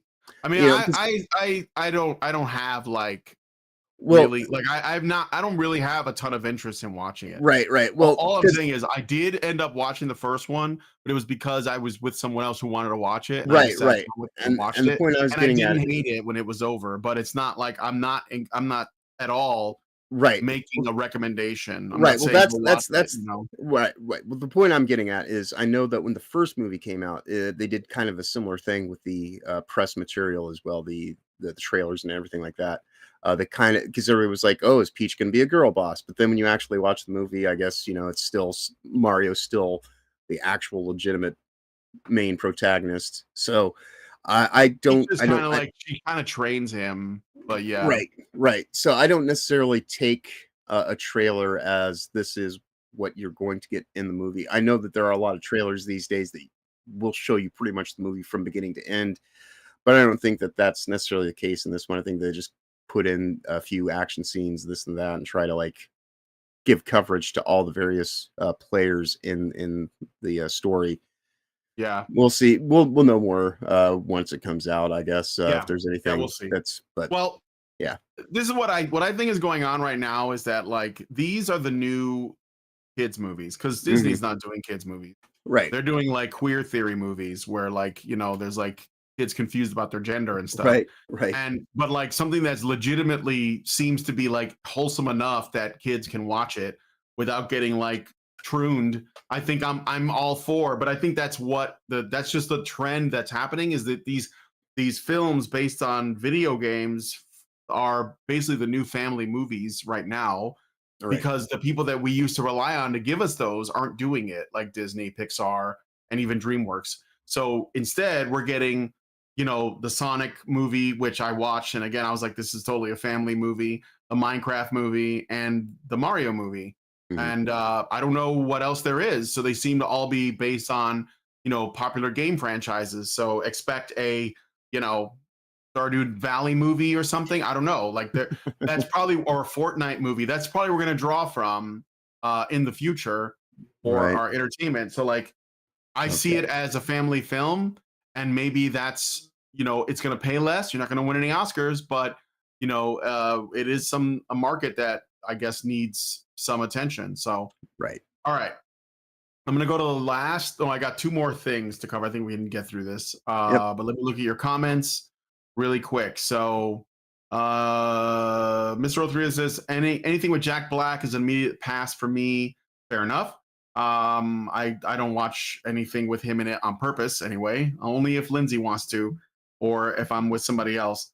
Right. Um, Norwegian says poor Luigi. The guy can never catch a break. Mr. 303 says, I want her career ruined. You're talking about Brie Larson. I think it is. Yeah. I don't think she's really gonna recover in the same way. Besides, she's getting older too. So if you look at like the thing with Hollywood starlets is they usually like end up disappearing, like Kirsten Dunst or who was it? Jennifer Lawrence. I guess she's got like something new coming out with Miss Piggy, but like nobody cares. Emma Stone. Right. Like they usually don't usually last that long unless they're like really talented, like and they can like go into their old age. Right. So Which I is think why her a lot of career them is set up on the down. Yeah, it's on the downslide now. yeah. So Yeah, which is why a lot of them set up their own production houses and push a lot of ultimately yeah, feminist insanity that has magnified and multiplied over the years, because that is kind of the trajectory. yeah. Master Goa says, "Lol, I just encountered an NPC in the beginning of Where Winds Meet. Apparently, the game lets you type whatever you want to say to him, and it openly says he is AI chatbot. You got to befriend AI chatbots. Well, you get to. Can you like bring them with you on adventures and stuff? That was a mod that I saw Sargon played with. He played Skyrim, and there was a mod where he put AI on like a giant, and he befriended the giant, and he was like telling the giant to do things, and it would do them. I Right. thought it was kind of neat. Yeah, no, that is cool. So, Ms. 033 says, "I'm not canceling. I'm just not giving money to people who hate me." Yep, I agree with Exactly. that. Yeah. And he says, "Reminder that Jack Black wished for Trump to die." Yes, I think it was his bandmate that said it, but yeah, he was complicit. Again, yeah, that's all fair. That's all fair stuff. I'm So pretty sure it was Pete Gass who was the one who said the thing. Yeah. yeah, it was Pete Glass, right? Is that his name or Gas? Gas. Gas. Okay. Yeah. I think it was him. But anyway, let us know what you guys think about this one in the comments. All right. Next up, one more flashback. We're going to be talking about Alyssa Mercante again because she's been going after Geoff Keighley. You guys know about that? Okay. Oh, I read the article. Oh man, this is something from the week. Good God. Yeah. Yeah, let's not read the Kyle article. Gas, and they immediately canceled their tour. Yeah, it was canceled because of what he said. Yeah. So, okay. Anyway, getting distracted. Pete Gas is a so wrestler. Alyssa Mercante, on November 11th, 2025, Mercante co-authored a Guardian article, or a hit piece rather, entitled, here, I'll show it to you all here. We were effectively props. Young stars of game development feel let down by the gaming Oscars. Yeah, I read this article the other night on Toasties. It's terrible. It's a terrible article. I would not suggest. I mean it's written to Alyssa's standards, which means that it's just a whole bunch of coping and seething for way too many paragraphs. The funny thing about this though is Jay Viper. He brought this to attention before anybody else this week, and he put out a video suggesting that because we know she was at the Game Awards last year, right? And she evidently did not get invited this year, and so she started pressuring around August about, "Hey, you're gonna send me press tickets, Alyssa. You're not gaming press anymore. You're just not. Deal with it." And if it weren't for your connections to Taylor Lorenz, you wouldn't be doing bylines for Rolling Stone or The Guardian.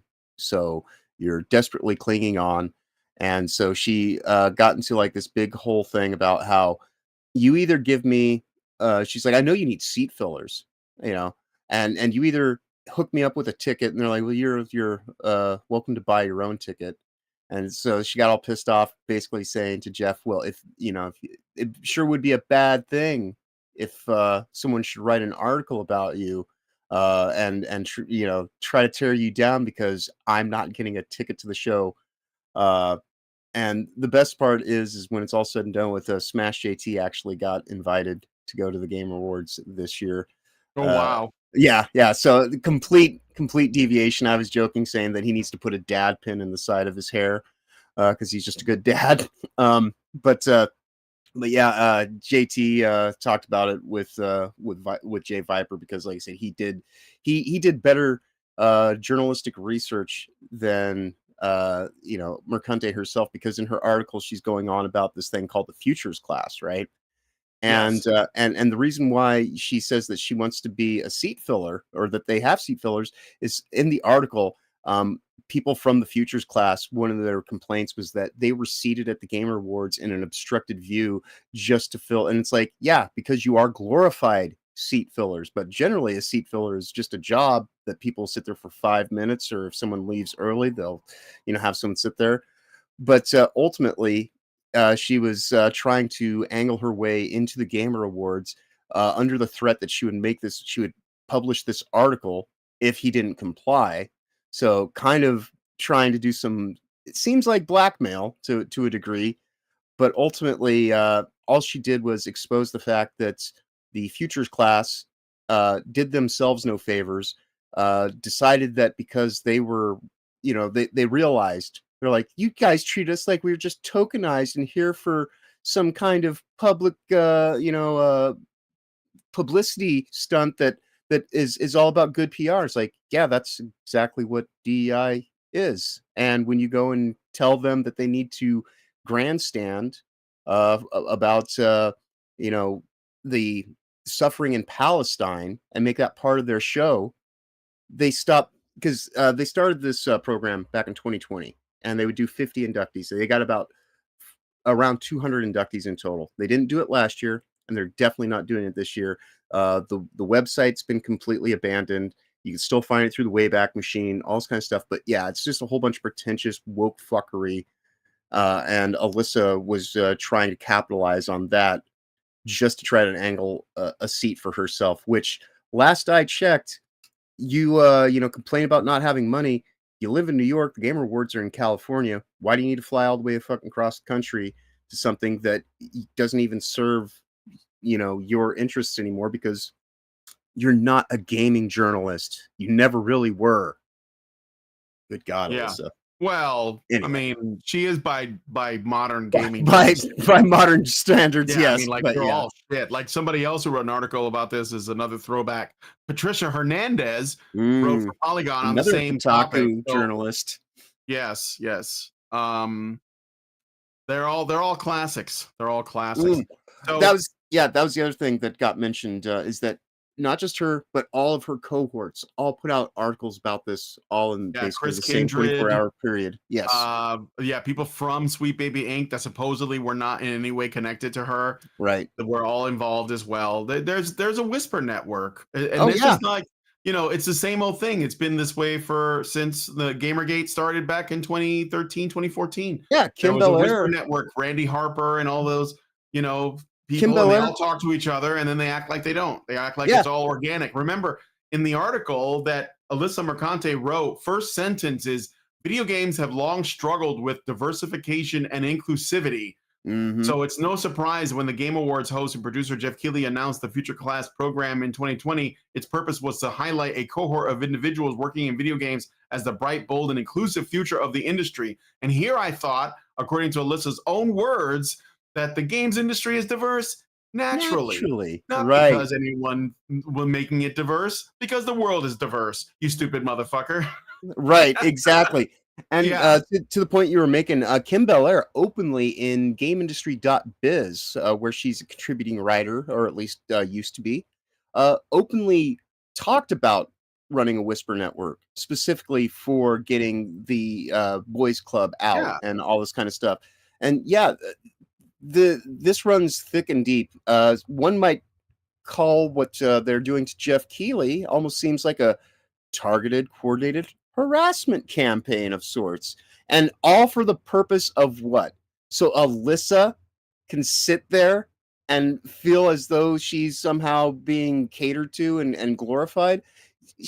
She's sitting here like, talking about how like this is all performative. What you're doing is performative. You are exploiting these exploited DEI exploitees yourself simply to get a fucking seat at an award show that is just stealth marketing. Like this is well, she's trying to use it's just the same old disingenuous, same old tactic. Like basically she's trying to use shakedown tactics on Geoff Keighley to get tickets. Right, but she's basically saying you're not inclusive if you don't let me come. If you don't but then she's leaning on these DEI people, being an ally to them, so that she using gets them. something. So that she gets something. You know, it's just That's like what they do. Yes, this is like I said. It's the same old. It's the yeah. same old song. Nothing new here. Just like the way it always works. But you know what? I'm kind of like, let them fight. Oh yeah, oh That's yeah. my thing. Seriously, Like, I'm more yeah, interested in either let them the fight. real Game Awards or my personal favorite, the J Awards, which you know, because quite honestly, the Game Awards, as I just said, stealth marketing. You're not going to see them Yeah. celebrating the year of the independent game, you know, domination that was 2025. That's not what this thing is going to be about. It's going to be about highlighting things from Sony, from Microsoft, you know, Yeah, it's from going to be a all giant the ad yeah, as usual. Yeah. yeah, yeah. So it's kind of an irrelevant thing, but the fact that they invite Smash JT there this year, uh, That's crazy. all while Alyssa is in the background pissing and moaning and coping and seething and frothing at the mouth. That's the only thing where I'm just like, you know what? Good on you, Geoff. That's You know, amazing. yeah, Yeah. like that. Just for the spiteful factor of it all, I would at least give them, you know, like I said, I'll give praise where it's due. Still doesn't mean that I give two shits about the Game Awards, but I do think No, yeah, that same. I do certainly hope, because it's right there in JT's backyard. He might as well go to it, and He's hopefully. in Vegas though, right? No. In He Vegas. he lives down in San Diego, if I remember correctly. Oh, okay. It's some parts of I California, must but be thinking about somebody else. the Game Awards will be in San Francisco. Yeah, I do believe. So he shouted me out once, and I watched the video clip. Thanks to the guys in Discord that mhm. set me up with that. And I guess I'd like to go on his stream or have him on mine sometime, but there is like a big time gap, and but I'm willing to do it. So like if I I find a have topic streamed. that if I find a topic that he's interested in that's timely, I'll probably like see if there's any way that somebody can let him know that I will go on his I stream. I am And one of JT's mods over on his channel, but it's because uh-huh. I've streamed. I streamed with him. Technically, I have streamed with him a couple times, but I streamed with him directly on his show one time when he was getting the strike kind of threat to his channel, and Yeah. he was trying to figure out how to multi-stream using Rumble, and I explained it to him from the chat. And this was also around the time that Ryan ended up getting deplatformed because they were talking. He was going to start doing Saturday Night Smashers after Saturday Night Hypnosis, and so I was on there with JT and Ryan and Helzo, who I also stream with on Sundays on WTF Live, and it. Unfortunately, he wasn't very happy with the way that it turned out. So, even though I have technically been a guest on his channel, that video it's been memory hold. But I do have some limited contact with him. So at some point in time, hopefully, because people have mentioned to me that I should get him uh, to kind of be more knowledgeable of your work in recent weeks as well. So yeah, no, it's in the back of my mind. So you do actually Oh, have it's a okay. tenuous connection there. Right. I know. No, it's okay. I just think maybe I'll get a chance to go on there and talk to him Yeah, sometime, because I think it could be a good conversation. So indeed, if the JT's a opportunity good comes, dude. but I'll just wait until something happens that's relevant. All right. Anyway, let's see. Let me grab some comments from you guys. I think we've like beaten this horse sufficiently. Mhm. Um, Yeah. so Gabriel says, oh no, Norwegian says, man, Mercante never learns ever. No, they always double down, guys. Gabriel says Dorito Pope is unimpeachable. He says Mercante is upset she will never achieve a gamer baptism. She is not one of us. Deadly Do Right says that picture of Alyssa Mercante reminds me of the black guy with hydroencephality with an IQ in the 40s that was going around the internet a few years ago. Same small head. Oh, Right. I have to look. I don't remember that. Yeah, well, I Celsius know this asking, image is taken from that documentary that she was a part of with Sugar Bear and all them. oh, really? No, Yeah, that's. I just looked up a crazy-eyed image of Oh her. yeah, yeah. But yeah, this is a clip from the trailer from. I can't remember the name of the documentary, but it was all about inclusivity in gaming and Yeah. whatnot. It Oh, was of just course it was. yeah, She doesn't know anything else. right, It's like right. anyway. I remember when she was on like David Jaffe's stream, and they like this is when I think Jaffe had her on, and they were like Hmm. they were basically going through to get her gamer cred, and she was talking about how she plays Marvel Rivals, and her main is Cloak and Dagger. I just want to point out, Cloak and Dagger are very easy to play. Like, there's nothing to that. I played them the first time I played the game just to learn it. So, but anyway, Saltpeter Taffy says, "Is it too late to fight her physically?" I don't think so. Master Goa says, "Let them eat Doritos." Master Goa then says, "The game journos have always colluded together, but I love it that they are turning on their ally Geoff." Yes, Gabriel says, "Shake down the Dorito Pope." Loudest stealth marketing I ever done saw. Saltpeter Taffy says, "I like to imagine the spirit of Alec Haloka is enacting wrathful vengeance on these people." Yeah, you know what I learned the other day is Alec Haloka made music. And I was listening to like on Spotify, I was just listening to random video game music. I just got this playlist, and I was just kind of like, I wanted to hear the different video game music because I was thinking about like what some of my most favorite music is. And the reason, by the way, this is all coming back to the culture, right? So like TV is shit right now, with save for a couple of shows that I've heard good things about, like Tulsa King and that one with Billy Bob Thornton. But a lot of it's garbage, and movies are almost all garbage. So video games is like the only place left where there's some good stuff. And so I was thinking about video game. I mean, music is trash too, right? Like it's like rap has never been in worse shape, and some people never liked it, but I used to. But then and so I was listening to like video game music on playlist that was just like stuff from all throughout history, like going all the way back to like the 8-bit NES stuff to like new shit that just dropped, like Arc Raiders music and stuff. Right. And I came across something called that Alec Haloka did, and I didn't know this, but he did music for a game called hold on a second, I'm just waiting for this to load up. Night in the Woods. So I thought that was kind of interesting. So I'm not going to play any of it right now. I could like later if you guys are curious, but it's interesting that he literally came up in my mind like yesterday, and I was thinking about Alec Haloka, which is interesting because of what we do here, because you know he was essentially driven to suicide by Zoe Quinn and their Whisper network. So right, all right. Dean Domino says, "I super chatted Arch on his Thursday stream about having you on one of his shows, Brian. Did he say anything? Did he read it?" Norwegian says, "Mercante wouldn't even be able to defeat the Asylum Demon." She is the Asylum Demon. I often refer her as Asylum Mercante. Killed by the boulder that rolls down and then like quit. Right. You know, David Jaffe didn't finish Dark Souls. He hated that game because he struggled with it. Well, and I was like, it's not God of War. You're not going to mash your way through it. You got to think. Right, think, David, think. Anyway, that and he was hallucinating on marijuana, as he said. So yeah, that's true. Which, all right, I've never had hallucinations with greens. Right. So that's the I mean, like the only thing I have left is just like a quick mention of this game Where Winds Meet, which I guess it launched just the other day. Like yesterday. I got an early morning emergency. I need a thumbnail. Can you do this for me right now? Text message from Heavenly Jester, and you're gonna be talking about it.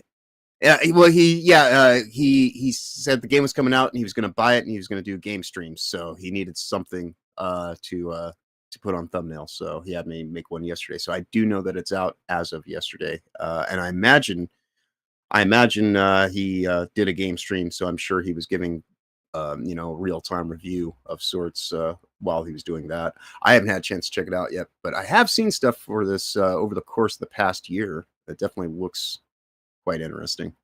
Well, I downloaded it and I jumped into like just the opening just to see it, because it's not on my like list of games that I'm interested in, but I didn't know it was free. I thought it was just like, I didn't know that.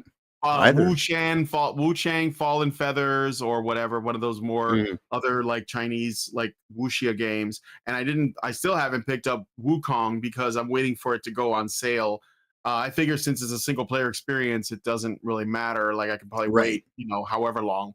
But since this one was free, I was like, well, I'll go ahead and just download it and look at it. And if I don't like it, I'll just, uninstall it or whatever. Yeah. but it does. There's some interesting things that's going on with this. So, and then I thought it was kind of interesting for some of the stuff they're doing. And somebody in the live chat, hello, Iris Rhoda, welcome.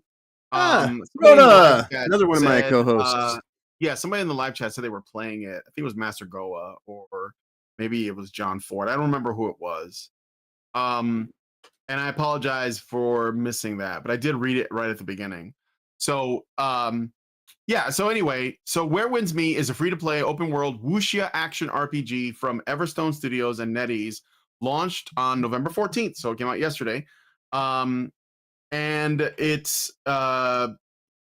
apparently it's got like an action game, so it's got like, you know, martial arts combat with like parries and dodges and weapons, and there's different styles and customization of characters. One thing that I guess is like the way that the DE, you guys are aware of the website DEI Detected, right? This is Cabrutus's official website, and he works with Gothic Therapy. They like write articles, and he gets other people to write articles on there as well. And they have like a rating system for game. Let me go to DEI Detected real quick, so you guys can see how they do things, because it's interesting, because it's essentially, it always like is like, okay, you know, you guys decide what you want to do. So you can go to any article, and they'll have a section here, latest detections, and they'll tell you there's levels to the DEI. Okay. So I wonder if they have it in, yeah, DEI levels are explained right here. So DEI free is they have nothing in it at all. Okay.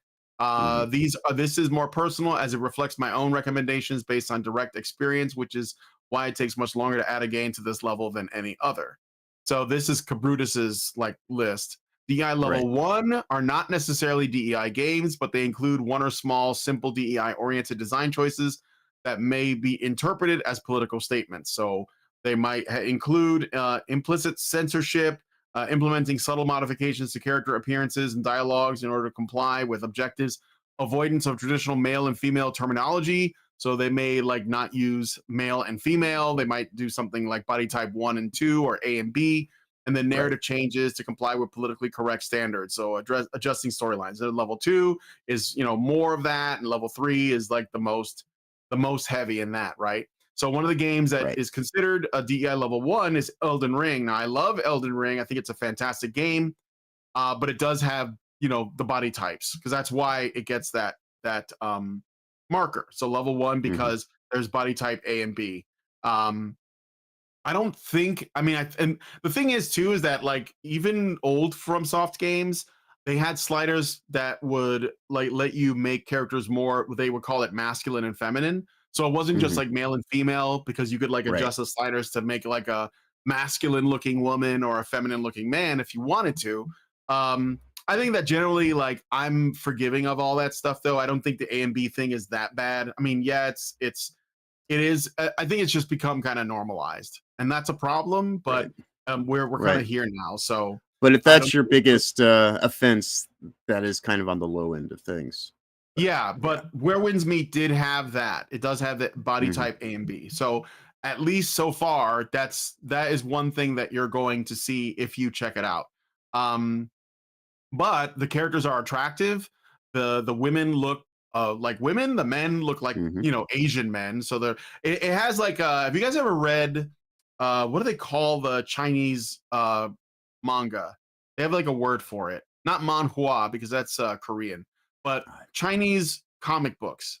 Like the characters all look like that. They're right out of that. And they have this interesting thing where you can customize your character in other ways that I thought were kind of interesting. Number one, you can upload a photo yourself. I'm not going to do that because I don't want to give China my information to that level.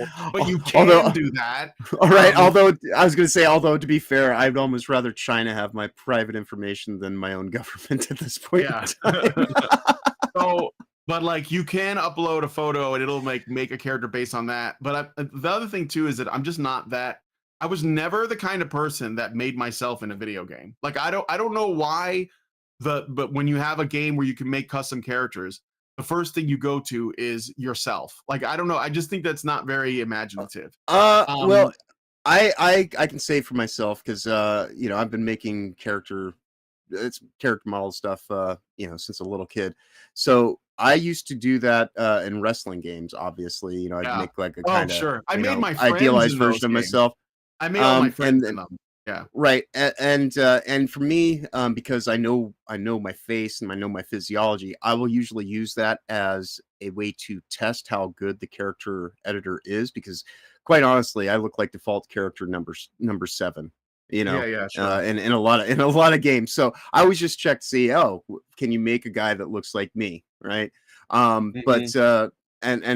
I did that in Cyberpunk 2077, and that is perhaps the most accurate recreation of me that has ever been that I've ever made in any game. Because it even has the white beard with the darker scruff on the side Sure. and the, Yeah, the yeah. the hair pulled back.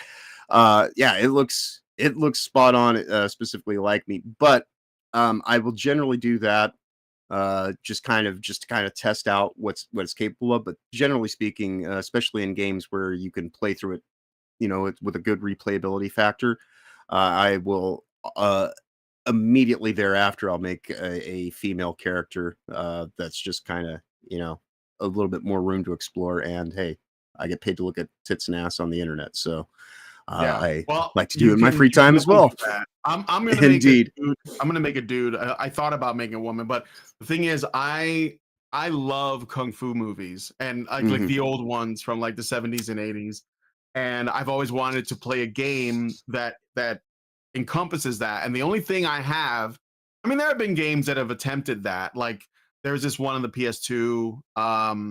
Just I played it on this channel called Bujingai, the Forsaken City, and that was pretty good. It had an interesting system. And then there was like what was the other one I was thinking about? Oh yeah, there's a fighting. Fighting games do it, but they're not great about it. But there is like one that is like a little indie game that I picked up. I believe it's called. I'm just trying to find it. Shaolin versus Wu Tang. Of course it is. Hmm. And Shaolin versus Wu Tang 2. And the thing is about those games is that they like literally like take characters from kung fu flicks and put them in the game. So like they literally just put them in there and they're named Right. after the fighting styles. So there's like a character named Eagle and there's a character named Tiger, things like that. Um, and I love that stuff because I grew up on kung fu flicks, on Right. Samurai Sunday. It was like a thing that I used to watch, and I have a bunch on DVD because I don't think you can get them anywhere. I think you can watch them on Amazon or something, but I'd rather just own them. So I've always Right. wanted it, and I always been a fan of the Monkey King as well. Even before I fully understood what it was, I was just drawn to that. Um, so while the one game I am waiting for that I'm really interested in is oh man, what is it called? It's a action game that I am for some reason forgetting. It's like Black something, and it has really cool looking. I wonder if it's on my wish list. It might not even be in here yet, but that one was one I was really looking forward to, and I'm trying to see if it's on my list here. God, I'm always forgetting this shit. But it is a very cool, like looking sword with a really cool combat fighting action game. Sorry, action game Hmm. with a really cool fighting system. Pretty similar in like what it looks like something kind of like Black Myth Wukong, but it doesn't. You're not playing the Monkey King. You're playing like a swordsman. And it looks very good. But I don't see it here. I don't know why don't I see it here. Well, it doesn't really matter. It might be buried in here someplace. Maybe I didn't Right. put it on my wish list, but I definitely had my eye on it for a while. I'm sure it'll Um, resurface soon enough. yeah, yeah. Like I put Wu Chang Fallen Feathers, but I kind of decided Hmm. not to get that one. I don't know yet. Like I want something really cool, like really over the top. But this I'll try it out for a while and see. Maybe I'll stream it. I don't know. If you guys want, maybe I'll stream it this week or something, just while I dip into it a little bit. And if I find it's a little bit of a grind, I'm probably not going to stick to it because I'd rather just play. But apparently, getting back to what the game has, like another thing they let you do is if you don't know what you want your character to look like, you can record it will record your voice so you can say a few things and it'll like build a face based on what you sound like. Interesting. That's interesting, right? And I guess because it is like an online game, there's going to be like voice chat in the game. Hmm. Right. So it tries to make a character that looks like what you sound like. And That's cool. yeah, and then the other thing is you could just customize. They have like a bunch of presets, and then you can customize like and do like crazy faces. Like somebody made like a SpongeBob face, and it looks Mhm. just like SpongeBob. And I'm like, wow, that's there's a lot there. Like there's definitely a lot you can play with. Nice. So yeah, and apparently, according to somebody who sent me a message from before, apparently there is AI like NPCs in the game. Mhm. So this, yeah, it was Master Goa. I talked to an NPC in the beginning. It lets you. There are AI chatbots in the game. So it was Master Goa that said that. And I don't know, like that's interesting, but it's also a little bit concerning. A little bit concerning. Like, I mean, just because if you're talking to AI, that it could be like remember or recording everything, you know. So that's a little bit concerning. I don't know what will come of that, but it seems like this could be the next, and that's why I'm interested in it, because it does look like it's sort of like touching on the next, let's say, Foray level into of this. games. Yeah. Yeah, because like I was saying, like I demoed some AI games. Like, there's a couple of them. There was one where you have to escape a room from like a psycho girlfriend, or she's not even really your girlfriend, she just claims to be. And if you try to Right. leave, stabs you to death. But you have to like talk her, you have to talk You her talk her down. slowly. Yeah, you have to talk her out of like killing you, or like talk her into like letting you go or even leaving with you. So like, and you use AI, it's all like either type or voice chat, and she like responds.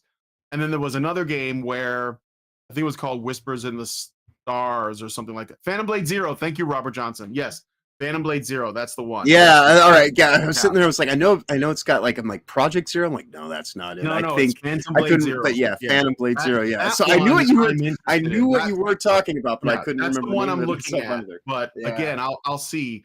I'm not gonna get every kung fu game, but the one with the best, like that looks like the most fun, because I'm looking for something that has that same like replayability and fun factor that the old Ninja Gaidens or Metal Gear Rising or Vanquish or Bayonetta, like hmm, that stuff. That's what I want. So if Phantom Blade Zero has that, then yeah, I'm all about it.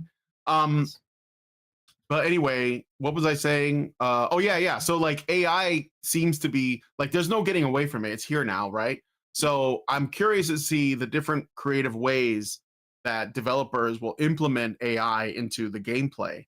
And so, I mean, this is just where we're at now. So all we can do is essentially like hope that um this this is like, I don't know, this is a bit scary, because like I'm about to say something like that sounds really naive when I say I hope that the people that are pushing this technology are ethical, but the truth is like they're probably going to be a mixed bag, and some of it's not going to be so good. right, So it's a bit worrying, but it's still like what's happening. Like, you know what I mean? Like there's no getting away from it, really.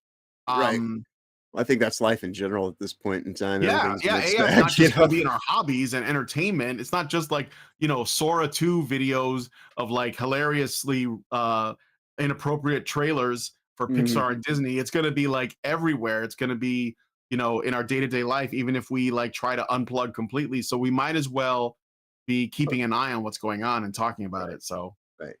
you know. Yeah. All Yeah, right. no, the the I'm sure anything that you're putting some kind of user input into on some level is taking that data and selling it to other third parties to do God knows what with. So it's just it's kind of the state of reality. You either accept Yeah. it for what it is, or don't. You just have to become a complete luddite and move to Amish country. You And could do that too. Yeah. But but then the that but robots the would just come find you. So, right, we right, they're just gonna send the hunter killers or whatever. right. So yeah, we just gotta like just keep your eyes open. I don't know what to say. Get some guns.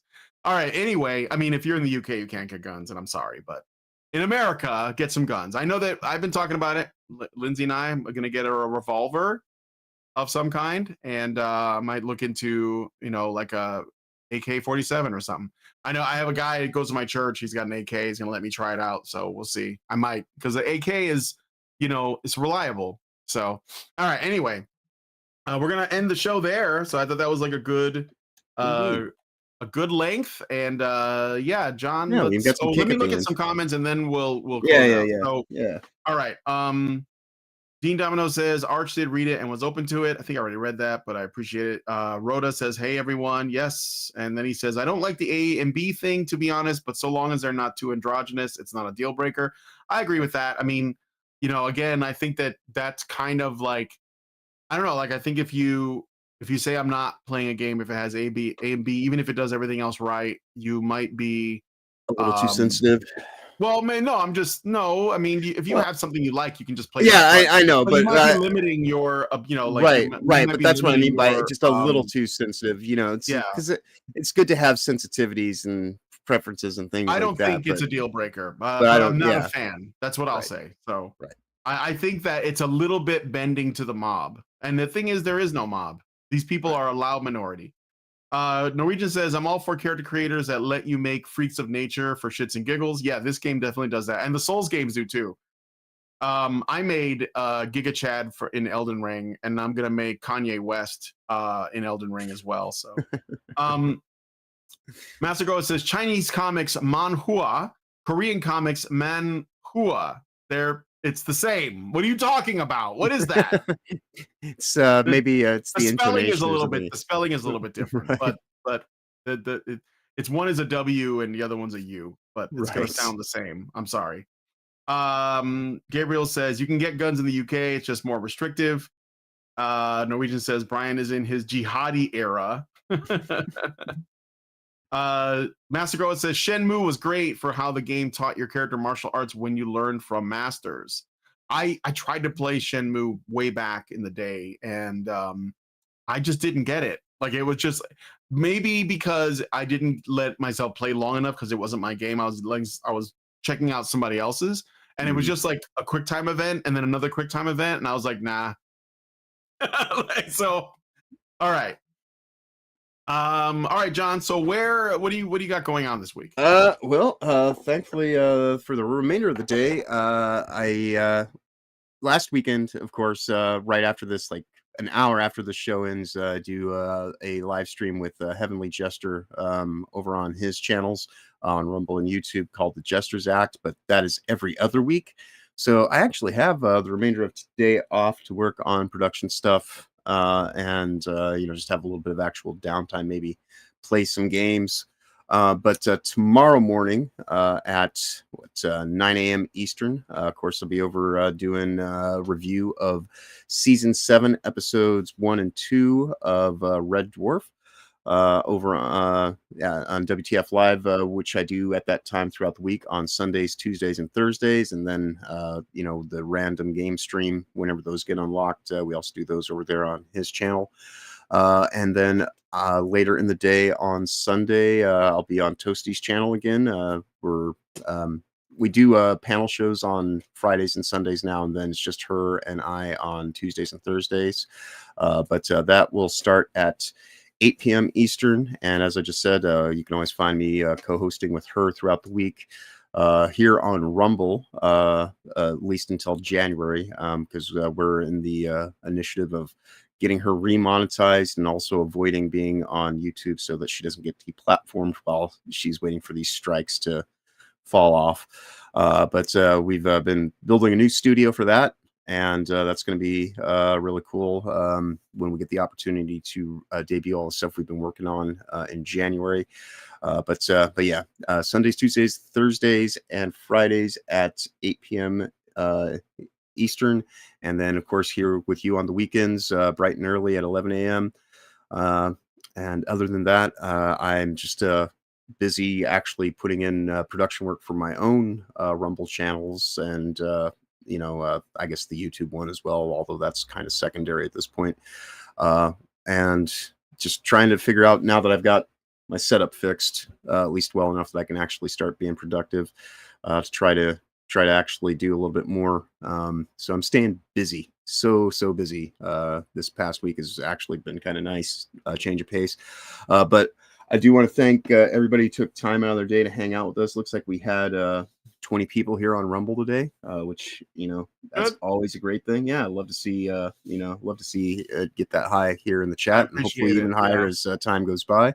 So thank you everybody who hung out with us for the last 2-ish hours of your time, and you know, always enjoy talking to you about all these various gaming pop culture things on the weekends, Brian, because I do think that we tend to get a little bit deeper into it, and since we don't necessarily agree on things, you know, 100%, it makes for, I think, far better conversations, because we get, you know, we actually legitimately respect each other, if nothing else, and you know, we're all allowed to have our own kind of takes on things, but of course, with that said, though, you all have a wonderful weekend going forward. Of course, safe travels ahead, and be awesome as always.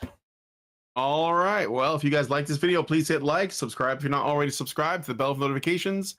Leave us a comment and let us know what you guys think about what we discussed on the show today. And please, please, please share this video, because sharing is caring. Thank you guys so much for coming on today's episode of The Week in Culture. And we'll see you guys in the next one. Long live Vivian.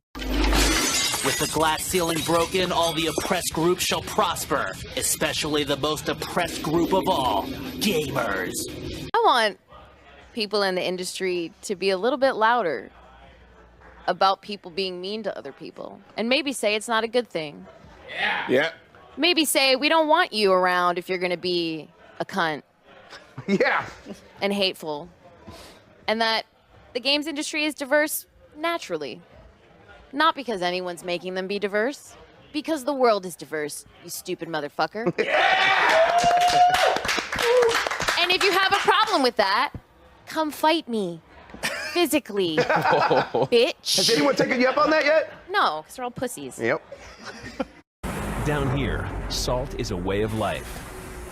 Obviously, the environment down here is all salt. The ceiling's salt, the floor is salt, the walls are salt, and to an extent, the air is salt. And you breathe that in, and you can constantly taste the salt.